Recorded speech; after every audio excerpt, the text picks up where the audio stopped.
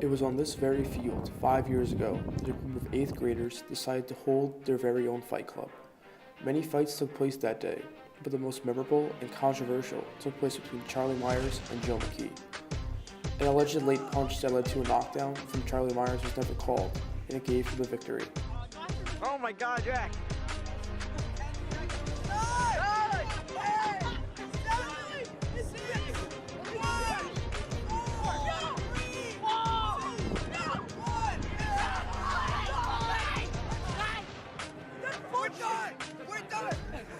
To try and finally solve this controversy, I have gathered the two fighters, an eyewitness to the fight, and an impartial third party who has never before seen the footage.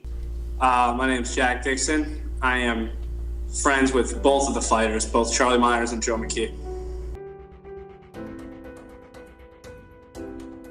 Joe was way smaller, definitely went up a few weight classes, and there was a lot of animosity before the fight, a lot of going back and forth. And then during the fight, people were getting shots in, chirping, and it was getting personal, and I don't think Charlie liked it. And what I remember is he took a pretty cheap shot after the bell, I thought. My name is Charlie Myers, and Joe McKee is my opponent in the fight. There was a large size difference in the fight. Joe McKee, at the time, probably around 4'11". Me at the time, probably around 5'4", 5'5", and 30 to 40 pounds heavier. So I definitely had the reach and the weight advantage on him. So that portion of the fight was unfair.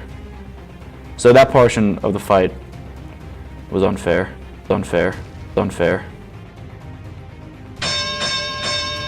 I do believe he got what was coming to him. I remember a lot of trash talking coming from my opponent. I remember the fight going pretty well and throughout most of it. Joe had thrown a lot of punches and I kind of just absorbed most of them.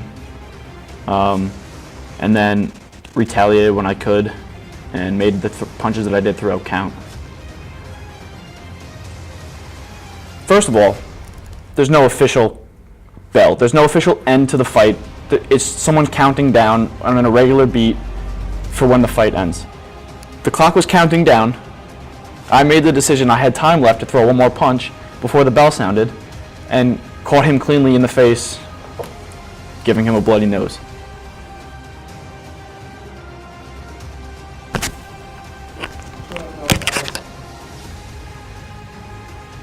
Do I feel sorry? No. I'm Joe McKee, and I fought Charlie Myers on that fateful day. The size difference, it didn't matter to me. I'm not making any excuses. Do you know who makes excuses? Charlie does. It's hard for me to remember things because of how hard he punched me when my defenses were down, but I mostly remember dominating the first several rounds. I think it went 10 rounds. I remember, in my opinion, I at least had 7 of those 10 won. And then, in that last round, I remember putting my hands up like, yeah, victory, after that last, the bell, or the whistle. I don't really remember what it was. And then he just punched me in the face. It felt like several minutes after the fight had ended. I wasn't, I didn't have a watch on me though, because I was fighting. Oh my God. Yeah, Jack has a good reaction. He's clearly, he knows what's up. He knew that was an illegal punch that day. So the scores, maybe Charlie was in their pocket. Maybe. That's the only reasonable explanation I can think of.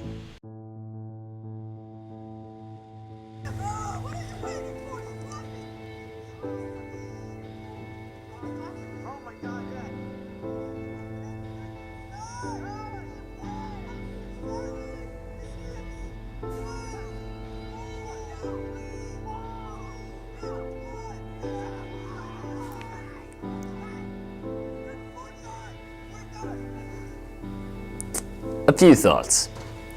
First of all, 7th grade Chuck was fat. Second of all, Chuck completely and utterly hit that poor child late, and it was totally uncalled for, extremely flagrant, should have been penalized, yes. So Chuck was 100% wrong in his account of the story to me. Hit the kid late, and honestly disappointed in the kid. Also, still very fat as a child. So was the punch late? We may never know.